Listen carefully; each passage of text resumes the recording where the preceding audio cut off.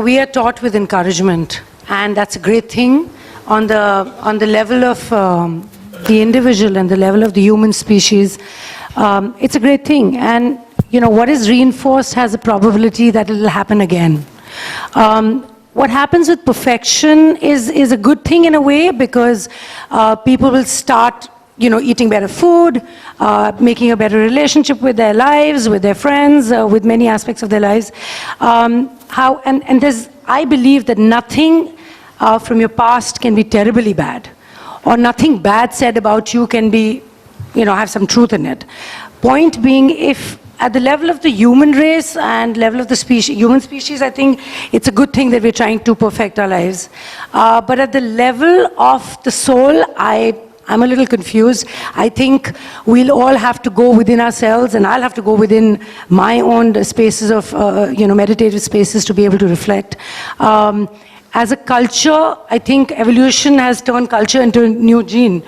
We are borrowing, we're eating chia seeds from, I don't know, I may be wrong, Africa. We're sitting in America and celebrating Indian festivals, trying to grow some crop.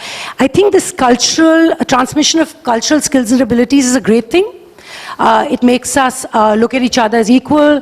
It makes us, enjoy each other as people. I don't know whether we are meant to be staying in a space of presence in our own spaces and just be happy people instead of wanting to travel the world. I love traveling the world, but in wanting to capture and connect with different things and different ideas, I think if we could keep our lives a little more simple, I would have to try the same myself. I have a lot of diverse interests, as Apurva said. But I think the answer, and I find that this is the answer, that the simplest things in life can bring us the joy, and the simplest thing and the simplest, most worthy place to go to is the place within. Your guru is within you. I try and, when I help people with whether they're being abused, where they've had physical abuse in their life, or, and also have people feel their feelings more.